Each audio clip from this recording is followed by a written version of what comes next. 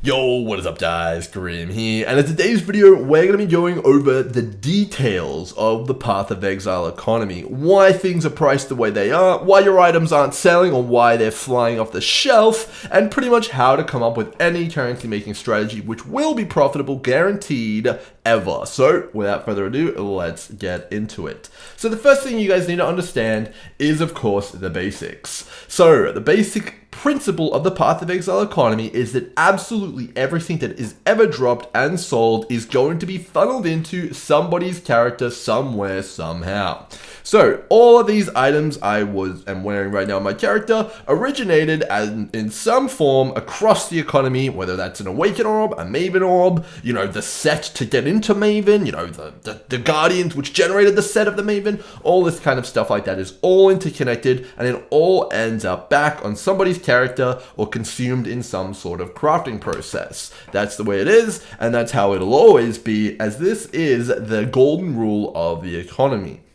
Now, the first thing to point out here is, well, if your strategy doesn't either fuel another strategy generating currency or, you know, items which can be used for crafting or kind of like useful to some kind of character, well, it's probably not going to be a very profitable one. If you're doing Alch and Go white maps and just, you know, dropping some alterations and fusings, that's not very useful. And the more useful your strategy is to the wider economy and the more you kind of fuel it, the more value you're going to generate and the richer you will become overall. And we're going to go over some pretty good examples. But first of all, I want to kind of really hit home everything that's involved in this and really kind of make you guys understand. So this ring here, the Circle of Guilt synthesized iron ring here. So it's a pretty good one. It's worth quite a lot of currency, but let's go over it. So this ring here I'm using on my character drops from a synthesized map. And that synthesized map, it's pretty uncommon that I'll drop this ring exactly. There's 5 rings. There's also a helmet as well as other stuff. So it's probably about like, you know, a 10% chance to get the Circle of Guilt iron ring. Right? Maybe it's even less than that. And to get those exact 2 modifiers is like a 1 in 8 or a 1 in 10 or something like that as well. So it's like a 1% chance to get this exact ring here that I was looking for. So that's at least very, very minimum 100 maps of the synthesized variety. So where do these synthesized maps come from? Well, they come from players who have neural pathways allocated on their Uncharted realm and do maps in general. And that's pretty cool. So there's going to be a player which drops a neural pathways map, you know, a synthesized map. They sell it to a boss farmer or something like that. And then they get lucky and they drop the Circle of Guilt and they trade it to me where its ending resting place is here. And I put it on and, you know, it's a sick ring and I'm really happy with it. And then I go and I need catalysts. So I need to get some catalysts. Okay, well, I need to trade with someone who has those catalysts or farm them up myself. Those come from Metamorph. Or, you know, a range of other activities, namely like Simulacrum, Heist, you know, a few other places as well. Let's just take Metamorph, for example. Okay, let's say I don't have the catalysts. Then I'm going to have to trade with someone who does have the catalyst. Let's say they're farming Metamorph on all of their maps. Well, you know, okay, they're farming Metamorph, so I'm trading with them now, and they needed to get the Metamorph Scarabs off someone, so they're probably trading with someone who has the Scarabs. And you can kind of see how this massive chain of reaction kind of goes all over the place, and it's really, really intricate, and it all fuels each other, and it all just comes together to kind of create these items, which are really, really important. Let's use another example, though. Let's use Watcher's Eye, because that's a pretty iconic item. Let's see if I can find mine right here.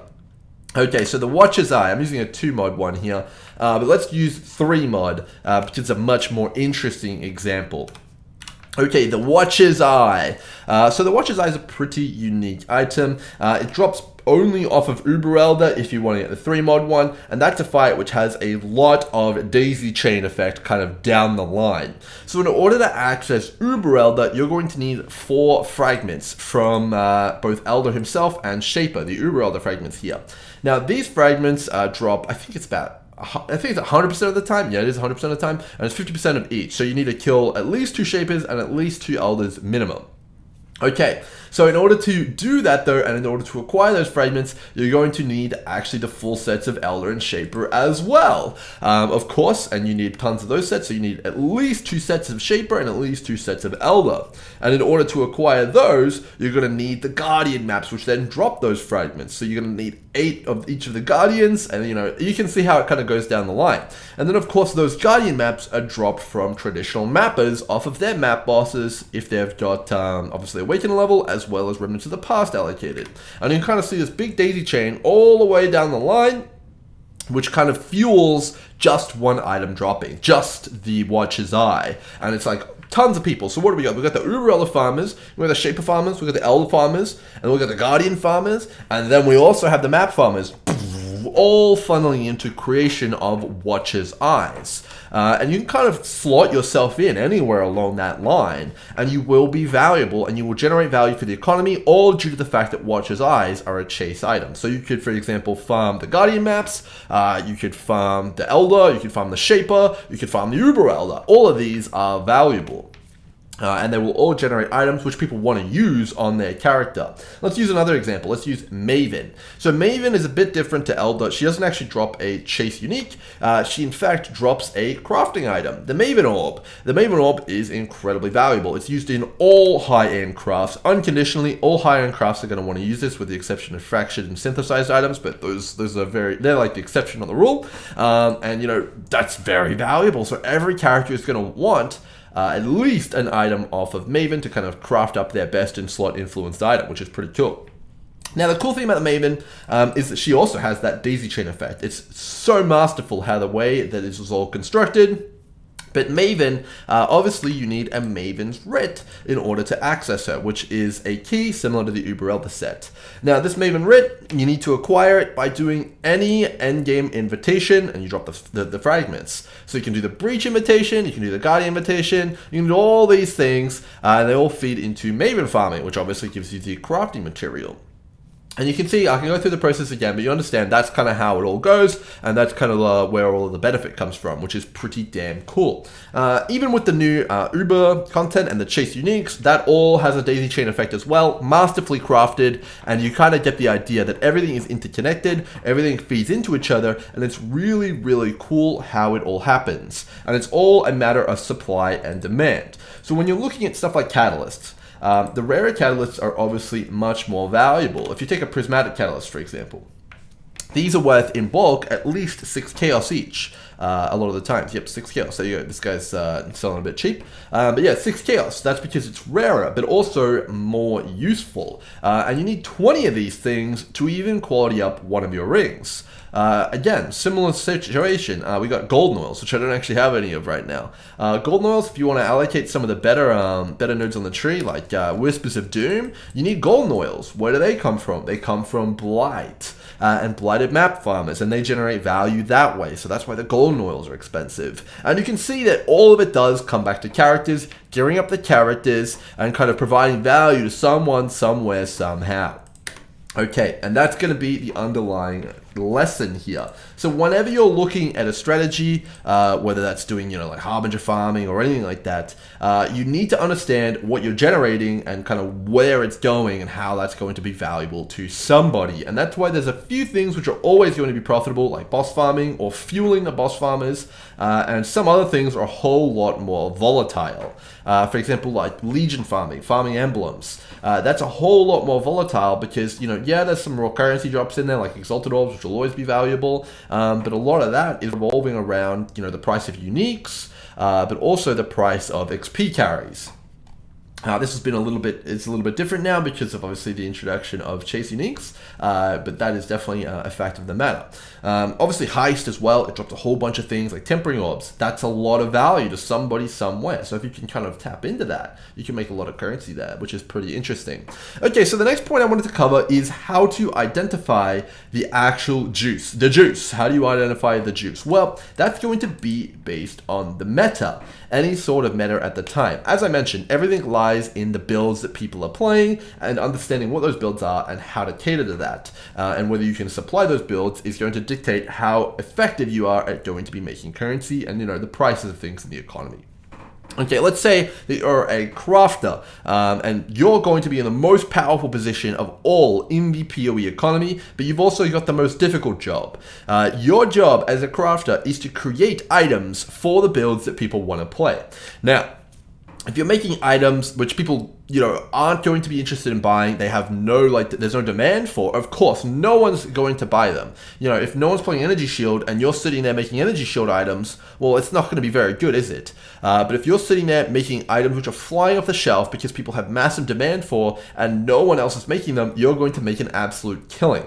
And as I mentioned, literally everything in the game comes down to items. It all funnels back to that. And most players don't want to make them.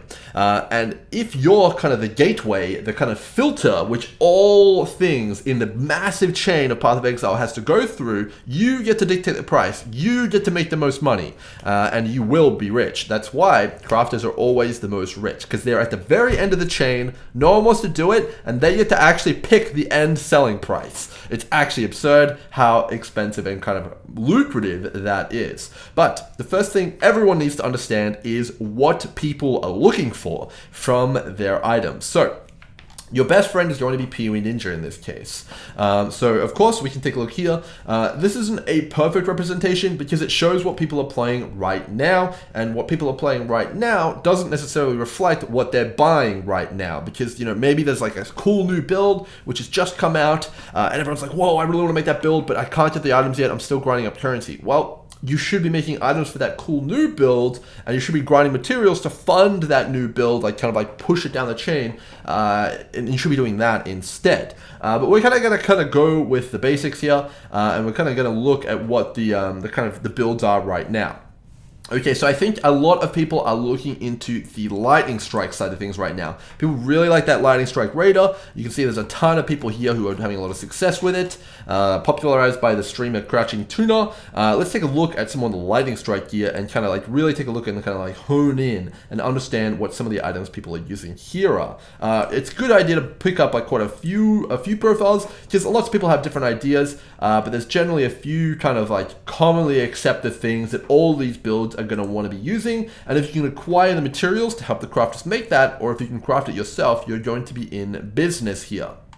Let's take a look at some of the lower level ones here, just because they generally don't have all the chase uniques on them, like the Mage Blood. It's kind of annoying to see that because most people aren't going to have that. So you can kind of get a pretty good idea. Okay, so it's fair to say that most people of these kind of lightning strikers are all using a reasonably similar loadout here, with some people kind of using a few different things here. Okay, so 4 out of 4 of these guys are using Stygian Vices. You can see here some of them are influenced, some of them aren't. It looks like Hunter Stygian Vices are the go, but Stygian Vices in general are very, very popular on this build. Okay, so now you have your first piece of information here. You can see that people here, okay, they all want Stygian Vices. This seems to be a common trend. Everyone who's playing this build is going to want to acquire one of these Stygian Vices here. Let's take a look, and we can see a few of the other similarities between some of these Stygian Vices here. Okay, so we can see big life, big resistances, so obviously this build needs some life. Do we see strength? We see strength twice now. We see strength here, and we see strength here. Do we see strength again? Okay, we don't see strength again here, unfortunately. Okay, no strength here either. But it's fair to say, okay, first thing we know, okay, we need some big life, we need some big resistances. This build needs some resistances and some life from its Stygian Vice. It values that. It seems it also values having some high percentage life on there if you can get a hunter as well. And it also values this elemental damage with attacks roll somewhat as well, with 2 of them using that elemental damage with attacks roll on this Stygian Vice. Pretty important. Okay, so now we have our first piece of information. Someone in the economy is going to want these Stygian Vices. They're going to want big life, they're going to want big res, and then we're going to want elemental damage with attacks. And if we take a look, the next step is to verify that. How much is this worth? Let's take a quick look. And you can do this process for basically every single item in the game. You can do it for uniques, and this is what's going to help you construct a very, very effective farming strategy. So we're going to look up Stygian Vice, and we're going to look up life. We're going to look up life. We're going to look up total res, which basically is just like a shorthand for kind of talking about how much resistance is on a belt. So we've got total res. We're going to have like 90 total res, and we're going to look up elemental damage with attacks. Elemental damage with attacks, which is going to be text with the circular gems. What is it actually? The exact wording here? It is increased elemental damage with attacks. Increased elemental damage. Increased elemental damage. With attack skills, we'll do like 35, and let's see how much this bad boy is worth. Okay, so it's worth 20 chaos here, so that's a very low rifle roll though. Let's pump that up to 80. Let's see how much this belt is worth. Okay, so it's worth 2 exalts. Insane. Okay, so now we can see that this belt is worth a lot of currency, and you can kind of go through the process of understanding, okay, so how am I going to make this belt? Is it easy to make? You know, is it expensive to make? Can I make some profit here? But you've also now got the idea that Stygian vices are going to be in demand, because obviously this is going to be an item which people need to mass produce. There's a lot of people who wanted to play this build. There's a lot of demand for this item. So you can either do the crafting yourself, or you could go and you could fill in the niche of creating the bases which are required for making this belt. So, okay, maybe you're like, okay, Stygian vices. Okay, so the best Stygian vice to roll for the biggest resistance and the highest chance of getting the belt is 86. How can I acquire 86 Stygian vices? Okay. Well, Glennish Cans, that's got the abyssal area. Stygian vices only drop from liches, and they drop from the abyssal depths. That's the only way to get them in the game, so I need to farm some abysses. Okay, well, how am I going to do that? So I can get the 100% chance increase to get an abyssal depths. That's super, super good. Maybe there's some watchstone modifiers I can get on there. How many abysses can I get per map? Let's take a look at that. Abyss, you know, okay, so like we got some abyss scarabs here. I can get 2 abysses. I can get 1 abyss. For, you know, for 1C, that's pretty good. And then, you know, I can get another abyss maybe somehow with the map device or something like that. And basically, what I'm getting at here is that you can construct a strategy around farming Stygian vices. Obviously, the next step would be to understand, you know, okay, how much is a Stygian vice going for? I have one in here, which is just 86. Like, so what is the base worth? Just the base. Looks like the base is worth, if it's actually a Stygian vice, let's take a look. It looks like it's about 10C. These ones are probably just getting spammed out of their mind. So about 10C it looks like for the actual base, which is going to be pretty good. I don't know if these are corrupted or anything like that, but let's take a quick look to kind of like verify this information and kind of take a quick look. Okay, so we got 3C, 3C, 3C. Maybe it's worth about 9C, I'm not sure. Maybe about 10C. You'd have to kind of check that out. But generally, in Path of Exile, the way this works is the more of an item you have, the less trades are required for the person who wants to buy it in bulk. So if you have a ton of these Stygian vices, maybe you can work something out with a belt crafter, because they're going to need a ton of bases to kind of really make the belts that they want. And you can see how this all kind of funnels together. And now you can take it a step further, and you can be like, okay, I've got it. I don't want to farm the Stygian vices. That kind of sucks. I'm going to farm the materials that the crafter needs to craft that belt. And what are those? Probably fossils. And then you can go down that rabbit hole and kind of work all that stuff out as well. And all this is just from looking at some guys' belts. And you can kind of like obviously add in a bunch of permutations in here. So what if we added strength instead? You know, okay, what if I added strength? Because some of those characters seemed like they needed some strength. Let's take a look here. Okay, that's 1 exalt as well. So you kind of see how this is, you know, really getting going here. You can use harvest for this, and that's another whole ball game. And you can kind of really just break it down here and really understand that there's a lot of value that you can provide, and you need to be understanding where all the stuff you're going, like where you're creating is going, and the fact that it all goes back to characters. Okay, so this is actually part 1 in a few videos I wanted to make on really understanding Path of Exile and kind of giving you guys how I look at the game in a couple videos here, and then you guys at the end of watching these videos are basically going to hyper understand exactly how to get rich, how to make it your own currency strategy, and how to really take it to the next level and kind of give you guys the inside info on how I come up with everything. A lot of it is just looking at poe.ninja. I could go away and I could probably make some of those belts tonight and maybe, you know, make 10 or 20 exalts if I get really lucky in making them, and I think that that would be a whole lot of fun. And that's kind of a tangent you can go on, and you end up with all this currency as a side effect. There's tons of stuff like this in the game. I really heavily encourage you guys to check this out. Obviously, after people watching this video, it's not going to be as useful making these belts, and the belts are a pretty easy one to pick on. Everyone knows Stygian vices are pretty easy to craft, but you could do that with this guy's claw. I'm sure that crafting the claw could net you some profit. Maybe not with a fractured lightning damage roll here. You could do it with his gloves, although they are double influence here.